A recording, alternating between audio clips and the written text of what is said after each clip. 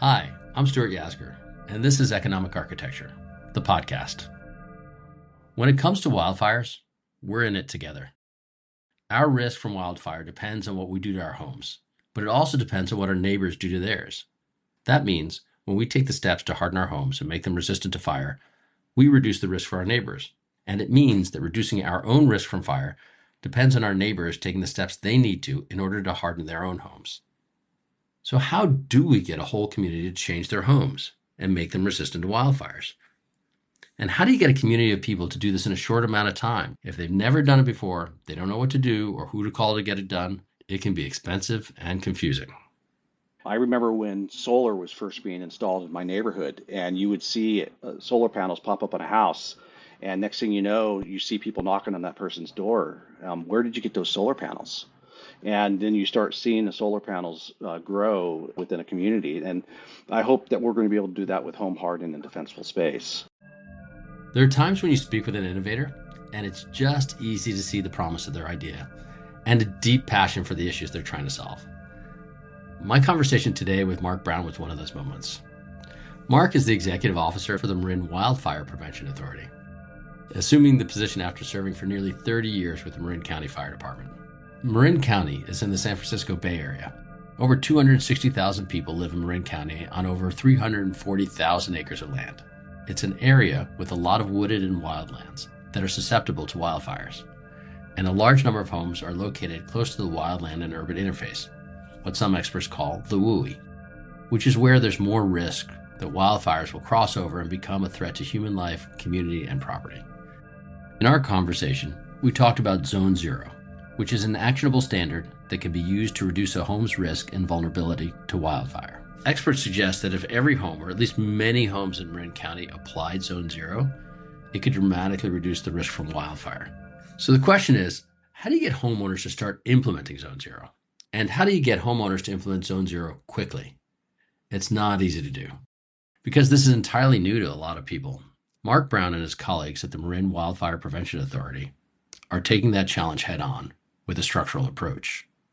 If they're successful, when they're done, a large number of homeowners in Marin County will have hardened their homes by working with service providers to implement Zonezero. They will have created an entirely new market for Zonezero services, and they will have developed a model that can be spread to communities across the country that are also at risk from wildfire. In this situation, we can't forget that time is of the essence. With fire season getting longer and more severe, we can't know when there may be a fire that threatens Marin County. And if the changes aren't made before a fire, then the changes may be too late. Hello, Mark. Thank you so much for taking the time to speak with me today. Yeah, you bet. Thank you for inviting me. Would you tell us a little bit about yourself and how did you get into this work? I'm the executive officer for the Marin Wildfire Prevention Authority. Prior to that, I worked for the Marin County Fire Department for 30 years, retired as the deputy fire chief. And our organization is very much a wildland firefighting organization. We are what's called a contract county with CalFire. And I was operations section chief on a CalFire incident management team for 15 years, assigned to some of the largest and most devastating fires in the state's history. I've seen the change in the wildfire behavior in my 35 plus year career. I've seen what is destroying homes, and I saw that we need to get a lot more work done before fires ever happen rather than chasing fires. And every time a wildfire ignites, our firefighters are behind in the race. The fire has a head start. So I decided it was time to focus my efforts into pre-fire work and try to give the firefighters a head start rather than fires having a head start. That's great. It makes a tremendous amount of sense, kind of the ounce of prevention versus the pound of the cure. What's the problem you're trying to solve, and how are you thinking about it right now?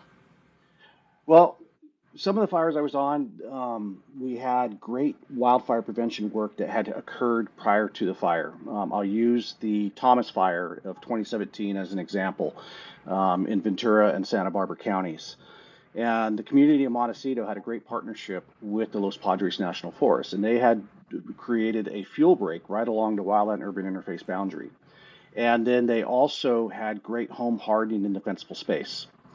And in a location where I would normally assign 4 crews, I could assign 1 crew, and they would get the work done Whereas a lot of times, if I didn't have that work done before the fire got there, even the floor crews wouldn't get the work done. So I saw an increase in work production. And then when the fire came into the Montecito community, 1,300 homes were impacted and 12 structures were destroyed. And so that's a ratio that we would much rather see than what we saw during the campfire. You didn't see that type of ratio. So our problem is that we're trying to solve is to get all of our residents engaged, but in partnership with the public agencies, whether it's law enforcement, fire, public works, everybody who has a stake in the game, bring them all together and create a solution that covers all realms, whether it's private industry creating new products, government putting a focus on wildfire mitigation before fires ever occur. But we have to bring the residents along for the ride because they have a key component. It's their homes that are burning. It's their responsibility to make sure that their homes are not igniting.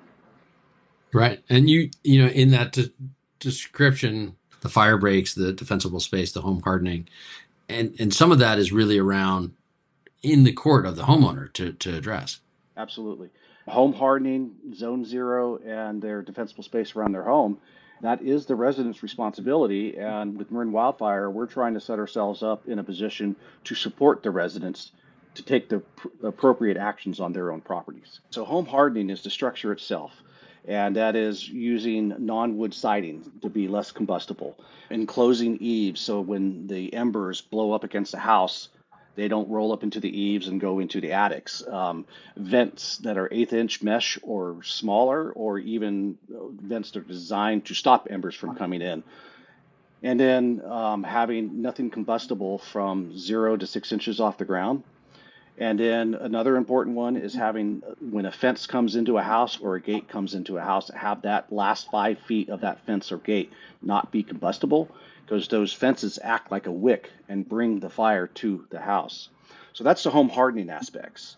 And then the Insurance Institute for Business and Home Safety probably is the entity that has done more research in what is destroying homes and wildfires than anybody else. And what they've really locked in on is the first 5 feet around the house, and we're calling that zone 0. And we really want to have no combustible items within zone 0. And we all have heard the stories about embers being blown in the neighborhoods, and it's those embers that are causing a lot of these homes to be destroyed. And what happens is the embers bounce off the house, fall down to the ground, and if there's anything combustible within that first 5 feet, that ignites, and that's what ends up burning the house down. So we're really focusing on the first 5 feet of having nothing combustible, and then the next 25 feet, so 30 feet from the house, have what we are calling fire smart landscaping. We're not asking people to completely remove everything, but we're asking is organization of the vegetation on their property. So there's some separation both horizontally and vertically, so that when embers do land in that first 30 feet, if it does catch some vegetation on fire, it's going to be isolated to that one plant and not spread to the rest of the structure. And so that really prompts homeowners to think differently about their homes, right? Like they have to think about the material their home's made of, what it's connected to, their plantings, their landscape. But it's a big adjustment for homeowners. How are you finding homeowners kind of going along that journey? It's sometimes difficult. The home hardening aspects, convincing residents that the shake shingle siding that they have is probably the most dangerous siding they can have. That is not a difficult conversation. The difficult conversation is the cost of replacement of that shake siding. So we have that aspect of it. Enclosing eaves or getting vent covers or having what we call a Class A roof, which would be a non-combustible roof. Those are some easier targets to have, especially since the roof has a life cycle that needs to be replaced, where a lot of times siding doesn't have a life cycle. Then residents aren't necessarily excited about replacing their siding if it's a combustible siding. So those are some of the challenges there. Zone 0, though, is actually a relatively inexpensive thing for people to do. We're asking them to push the combustible items away from their house by 5 feet. But there's a lot of emotional attachments that people have to that first 5 feet, the vegetation that they've planted up against their house, the aesthetic value, and people are having a hard time wrapping their minds around what their homes will look like without the vegetation being up against the house. The city of Berkeley just passed a Zone Zero ordinance, and they are receiving tremendous outcry from their residents, including the threat of a lawsuit to stop the Zone Zero ordinance. So we joke, but it's actually a real story. We hear about grandma's roses. Those were grandma's roses that were planted, and we can't move them away. We can't lose them. So it's that portion of Zone Zero that's really difficult. But that's one side of the coin. The other side of the coin is that we have many residents who are absolutely convinced that Zone Zero is a must, and they want Zone Zero. They are willing to get Zone Zero put in place at their house, but they just don't know how to do it. And so that's why we're creating what we're calling Zone Zero in a box. And that is for our residents who want to have Zone Zero, whether it's because they've come to the conclusion themselves that Zone Zero is smart, or they know that Zone Zero ordinances are coming down the pipe, they might as well get ahead of it.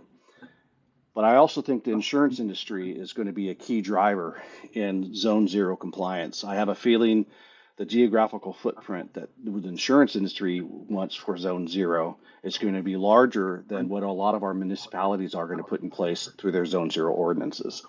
And residents are likely to receive a notice from their insurance or their insurer. If you want to continue insurance with us, you will be Zone Zero compliant, and we will send an inspector out to make sure that you are Zone Zero compliant. That's my prediction. We created Zone Zero in a box to help people get to Zone Zero compliance, and we're looking at 4 avenues for Zone Zero in a box. The first avenue, we're calling it the full service aspect or the full service model, and this is for the people that have the financial resources to be able to get this done, and they just want to hit the easy button. And we'll have a list of contractors that can do everything in the realm of home hardening and Zone Zero work, whether it's landscape architectures, contractors who can replace siding, fence contractors who can put a non-wood fence in place, people who can enclose eaves and soffits and put in the vents. We'll have all those contractors laid out. And then our staff will walk the resident through. These are your options. This is what it could look like. And then we'll schedule all the work for that person, for that household. And so we will also charge that resident a service charge, because just like when we had full service gas stations, it was more expensive at a full service gas station than it was for a self-service gas station. Because homeowners, we don't have a lot of homeowners out there who already have experience of kind of implementing Zone Zero around their house. No. And they may not have relationships with the contractors they need. They may not know what questions to ask, let alone how to kind of write all those contracts and everything else. And so you're actually trying to kind of do all that work for them, so this will be really easy and actionable. That's right. Especially when it comes to fences, there's not a lot of contractors that are focusing on non-wood fences. Right. So as part of Zone Zero in a box, we are going to have a training program for all of our contractors. In order for them to be on our list, they need to have gone through our training program. And so they know how to create Zone Zero, and then they can implement it for the resident. It makes a lot of sense, because we have not been creating Zone Zero or implementing Zone Zero. So we don't have the whole infrastructure that we need, right? We don't have the contractors. We don't have their knowledge of the materials, how to install it well so it looks aesthetically pleasing, all of those kinds of things. So rather than facing kind of a chicken and egg problem, not having customers because we don't have contractors, not having contractors because we don't have customers, you're going ahead and helping to solve that for them so we can actually get this moving forward more quickly. Yeah, and we've been working with our builders associations and our landscaping associations and trying to help them realize that this could be a profit center for them. And if they engage, and if they're one of the early engagers in this, then perhaps they could start making some profit out of this. Absolutely. And because this is also the direction we're all going to have to go. Right. And, perhaps a contractor, knowing that they are going to be one of our Zone Zero contractors, can start stockpiling some of like, let's say it's the vents, and they have a preferred vent that they like to use. They can start stockpiling that equipment, that materials, buy it at a bulk rate, have it cheaper, and then be able to pass those savings on to our residents as well. Absolutely, because for the contractors, they know the demand is coming because everybody Correct. has to make this shift, and Yeah. so they can start to anticipate that and position themselves to be able to serve that demand. That's great. You named the first avenue, and you mentioned that you have a That few would be that others. would be that would be the full service, and we would charge a service charge for the resident for full service. The self service would be for those people that want to get it done, but they don't want to pay the full service charge, or maybe they want to be more hands on with what their zone zero looks like, and so they'll have our approved list of contractors, and they will interact with the contractors directly themselves. And then in both the full service and the self service, the resident will pay the contractor directly. And will Marin Wildfire will be stay out of the financial loop for that. And so that's the self service model. The third model will be geared toward whether it's firewise communities or neighborhoods that want to come together and have multiple houses in a small geographical area. And so now we can start getting bulk discounts from our contractors because of the cost of them moving their equipment in and out. If they have a house here that they're working on for the morning and they have a house that's 5, 10, 15 miles away, there's a time loss in moving their equipment and materials. So when we put out our request for proposals for contractors, we'll set a threshold that if you have X number of houses in this geographical area, you will provide a discount to the residents. So there's benefits, a couple different benefits for that. One is a discount for the residents. Two, if only one house does home hardening and zone zero, then are we actually creating fire adaptation in that community? Whereas if we can start getting a large percentage of the homes to harden their homes to create zone zero, now we start getting fire adaptation at the community level. And again, this would be where the residents are paying the contractors. If I'm a homeowner and I recognize that there's a level of risk that I face to fire, and I'm thinking about hardening my home, I recognize that we'll also, even if I do my home, which is better than not doing it, but I still face risk if my neighbor doesn't do it and they to their neighbor. Right? But we usually do, when it comes to our homes, we usually do all of these activities as individuals. You're talking about really kind of creating opportunity for people to act in community because we all have a shared interest and kind of vested interest in what each other are doing. So this is a mechanism where we can start to work together and we get better hardening in the face of fire, but also economic benefits from doing it. And there's a lot to be said about peer pressure in communities, and that's why one of the reasons I love the Firewise communities through the National Fire Protection Association. And we're finding that when we go and inspect on a Firewise community, they are 3 times more likely to open that report that we give them, and 3 times more likely to take action on the recommendations that we're making. So that's why I think the Firewise community aspect can really work. I remember when solar was first being installed in my neighborhood, and you would see solar panels pop up on a house, and next thing you know, you see people knocking on that person's door. Where did you get those solar panels? And then you start seeing the solar panels grow within a community. And I hope that we're going to be able to do that with home hardened and defensible space. The last aspect of Zone Zero in a box will be for those who don't have the financial resources, which there are many throughout all of our communities. And that's where that service charge that we talked about in full service, we'll use that as a cross subsidy to do the work for those who don't have the financial resources.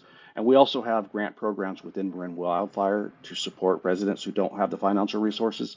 Now, it won't be everything that you have in a full service. Let's talk about you pull up plants and now you have to replace those plants with whether it's a concrete, pavers, gravel, or some non-combustible mulch. Whereas the full service, they can pick whatever they want. Where when we have the direct assistance model for those who don't have the financial resources, it'll be less flashy. The gate won't be as complicated or as nice as the gate for the full service, but it's still going to be a nice product, and they're going to now be fire adapted. Right. So you're not compromising by reducing the risk less. You're reducing some of the kind of premium features that they might want in terms of aesthetics and other things. Exactly, but it's still going to be aesthetically pleasing to the eye, and that's Right. that's what we're finding is that properties that have had zone zero in place for a while, at first it really popped out at you, but then your eye adjusts to it and it starts becoming more aesthetically pleasing as the vegetation that was planted outside of the 5 feet matures, and as your eyes and your mind get used to it. Yeah, this is the beginning of a large change and kind of a new norm for how we need to think about homes. And so Absolutely. in the very early days, it's the pioneers. But then pretty soon we start to recognize, oh, no, this is going to become pervasive. And then, unfortunately, it's going to be the folks who don't move in that direction who are kind of stick out a little bit.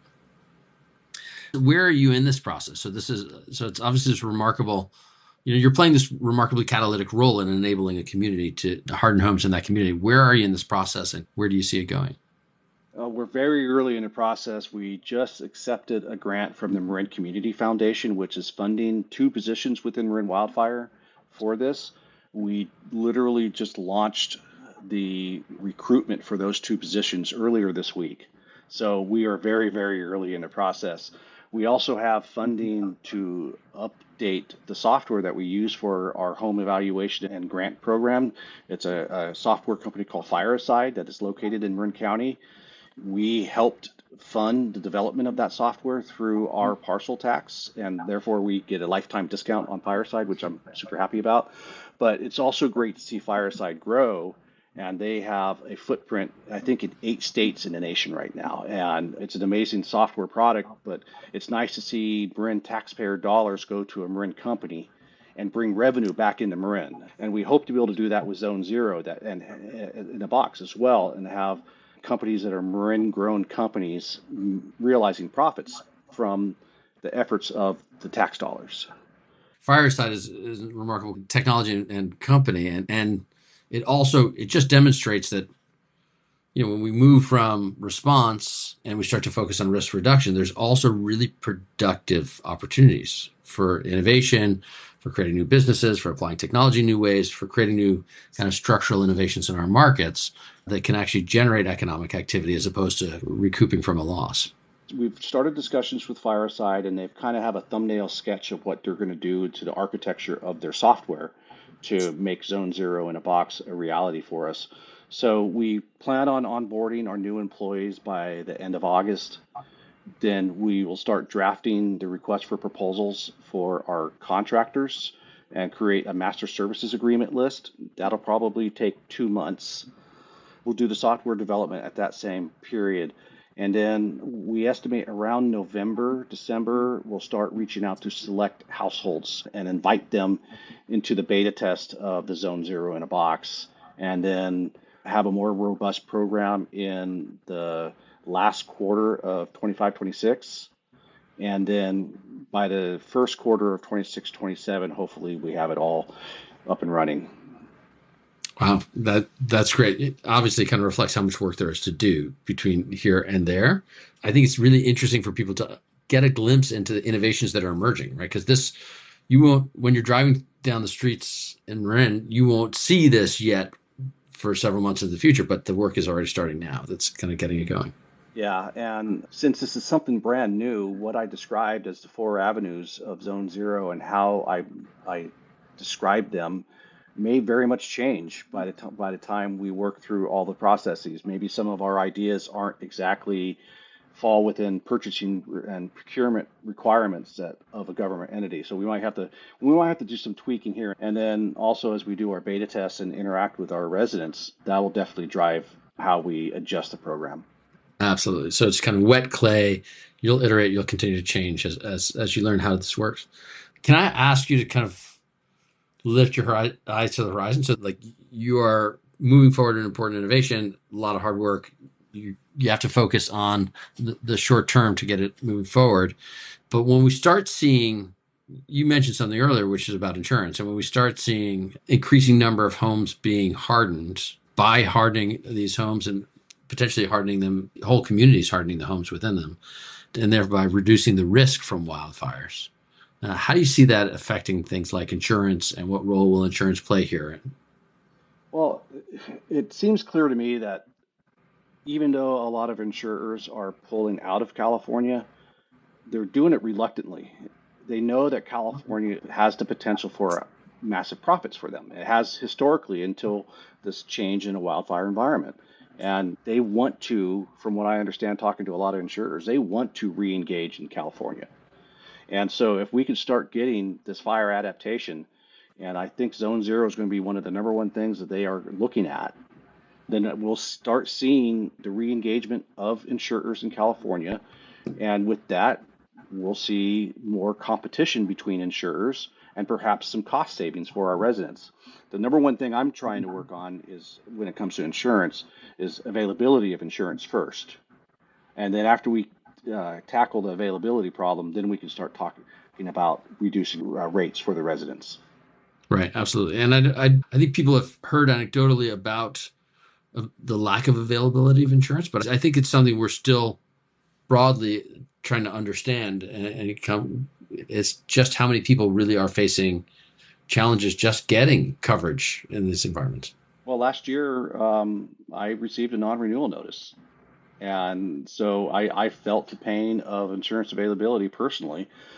I was able to find an admitted carrier in California to reinsure my house, and I just got the renewal notice, so I'm not getting non-renewed a second time. So I'm happy about that, because if I didn't find an admitted carrier for California, I was going to try to find a non-admitted carrier, which has some risks to that, right? You don't have the protections of the California Department of Insurance. And so some areas in Marin, we have seen a 200 to 300% increase in the number of homes that are being covered by the California Fair Plan.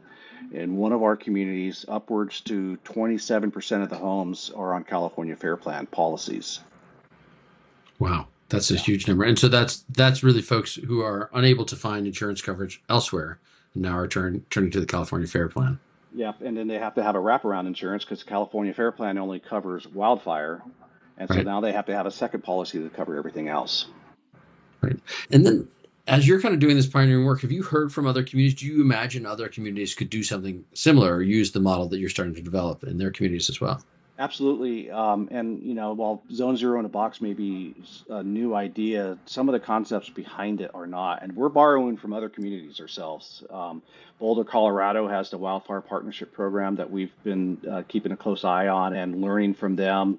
Berkeley, when it comes to Zone Zero ordinances, and then the North Shore of Lake Tahoe has some very innovative programs going on, especially in regard to community resilience driving the availability of insurance. They've got a real successful model that they're working on there that we're learning from.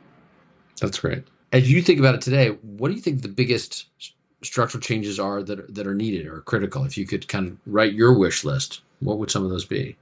That's a tough one. The advantage that Marin Wildfire has is that my staff and I only think about wildfire mitigation. That's 100% of our mission. Whereas a standard fire department, and you look at a fire department, think about all the stressors and all the different things that that fire chief has to consider. And wildfire mitigation is just a small percentage sometimes of what their mental bandwidth that they're putting forward. So having a unique organization that focuses on wildfire mitigation only, I would love to see more and more of that in our communities. And then that can help drive our residents to understand their roles and responsibilities and not rely on the fire departments to come and save the day. They need to be a part of the solution. So I think if those two aspects, being able to have an organization that is solely funded and sole purpose is wildfire mitigation, and then also getting our residents to partner with us as part of the solution. That's great. And that kind of just tees up my next question, which is what's the, opportunity for action? What would you ask if folks are saying, okay, what can I do today, tomorrow to move in this direction? What should that be? Take baby steps. The old cliche, how do you eat an elephant? One bite at a time. And sometimes they see our inspection reports and they see that long list of recommendations and or requirements from statute or ordinances, and they just throw up their hands and think there's no way I'm ever going to get there. So have a multi-year plan of attack to get there. And our recommendation is a house out approach. Start at the house and work out from there. And maybe you might have to defer some of the more expensive items till later, such as siding. But let's say you do have shake siding. The number one thing you ought to be doing is making Zone Zero, so that when those embers land, and it's not going to ignite something below that shake siding. And so that is how you can have that step-by-step process. And a thought process that we want to get rid of is that there's nothing we can do. If you think that it's futile to create wildfire adapted communities, that there's no way that you're going to do it, then you're not going to put any effort whatsoever. So we need people to understand that their work will make a difference and we can become fire adapted. And that encourages them to take action rather than just throw up their hands and say, well, there's nothing I can do anyway. Yeah, no, I think that's a great point, because when you look at the size of these fires, it seems so massive and so much beyond what any individual can do. But then when you talk about moving anything that's flammable away from your house, changing your fences, kind of all of these things, these are really concrete, practical things people can do, can take action on today and tomorrow. Right. Exactly. It's great. Mark, this is great. Thank you so much for taking the time. I think the work that you're doing is really pioneering, and we're very excited to see how it's going to enable homeowners in Marin to start taking action to make their homes and communities adapted to fire, and also create an example that other communities can learn from. That's our goal.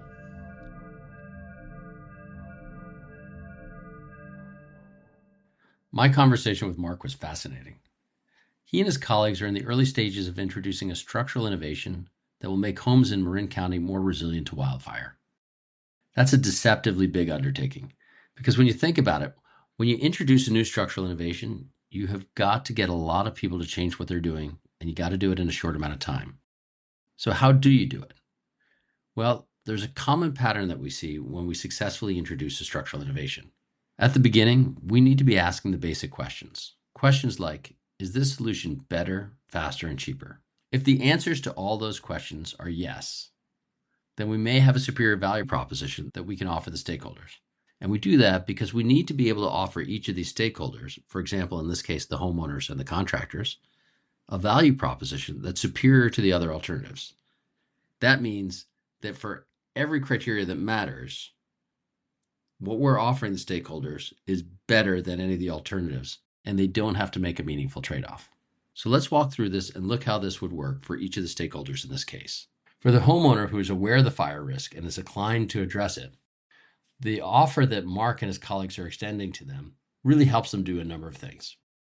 First, it helps them find a contractor that they can potentially have a high degree of trust in. It helps them understand what the terms of the agreement should be with the contractor. And it helps them decrease uncertainty, knowing that the outcome they achieve will actually de-risk their situation in appropriate ways. For anyone who's worked with contractors, you know that each of these things could be a big deal.